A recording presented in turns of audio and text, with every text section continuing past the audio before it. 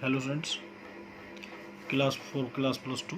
Find the area of the triangle with the vertices at the point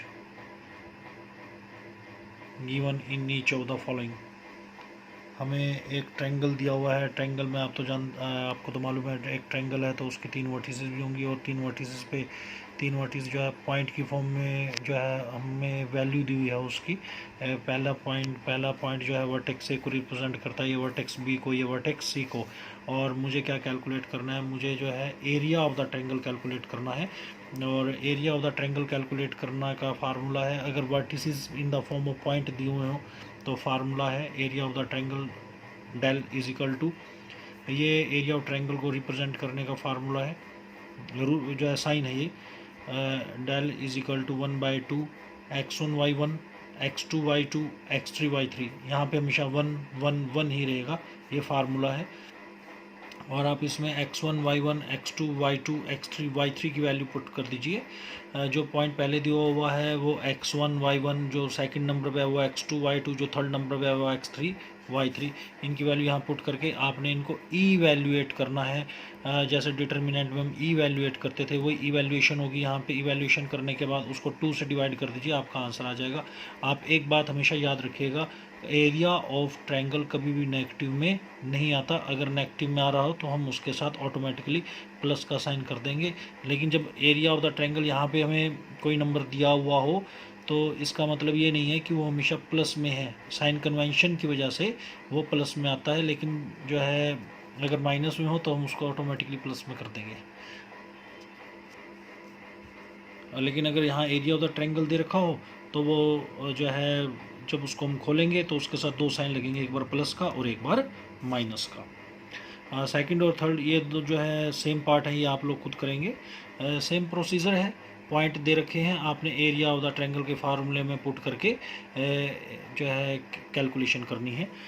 उसके बाद मुझे show करना है, हमें 3 पॉइंट दोबारा से 3 वर्टेक्स दिए हुए हैं, शो करना है क्या ये कोलिनियर है या नहीं है। कोलिनियर का मतलब होता है एक ही लाइन के ऊपर, तो हम उसको बोलते हैं कोलिनियर। अगर area of the triangle is equal to 0 आ जाए तो तीनों पॉइंट कोलिनियर होते हैं। इस बात को आप याद रखना।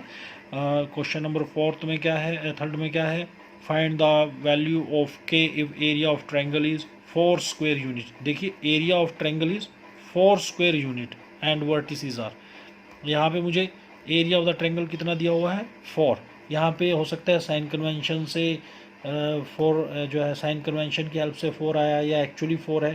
तो इसमें जब भी हम इसको यूज़ करेंगे तो ये एरिया ऑफ ट्रायंगल को दो पार्ट में लिखेंगे, एक बार +4 और एक बार -4। इस तरह से 2 पार्ट से क्वेश्चन कंप्लीट करना है हमने। चलिए शुरू करते हैं। एरिया ऑफ द ट्रायंगल का फार्मूला अप्लाई कर दिया, 1/2 del is equal to 1/2 x1 y1 x2 y2 x3 y3 1 1 1। और यहाँ पे x1 y1 x2 y2 x3 y3 की वैल्यू पुट कर दी और इसको ईवैल्यूएट कर दिया। ईवैल्यूएट करने के बाद देखिए यहाँ पे 4 था, मैंने साइन कन्वेंशन को यहाँ पे स्प्लिट कर दिया। साइन कन्वेंशन हटाने के बाद एक बार प्लस का साइन और एक बार माइनस का साइन, यहाँ पे 2 साइन मुझे साथ लेके चलने पड़ेंगे। और इसकी कैलकुलेशन भी मुझे 2 बार करनी पड़ेगी, एक बार +4 लेकर और एक बार -4 लेके। ये देखिए ये सिंप्लीफिकेशन के बाद एक बार मैंने +4 करा है और कैलकुलेट कर ली वैल्यू ऑफ के इज इक्वल टू 0, और एक बार -4 लेके मुझे कैलकुलेशन करनी पड़ी है। जो है सिंप्लीफिकेशन के बाद के की वैल्यू कितनी आई है 8। यहाँ पे जो है मैंने 4 लिख दिया है, यहाँ पे 4 नहीं है, यहाँ 4 नहीं, यहाँ पे 8 आएगा। और यहाँ पे 2 सॉल्यूशन आ गए के, एक बार 0 और एक बार 8। इन दोनों वैल्यू के ऊपर जो है एरिया ऑफ द ट्रायंगल जो है 4 स्क्वायर यूनिट आता है। इसी तरह से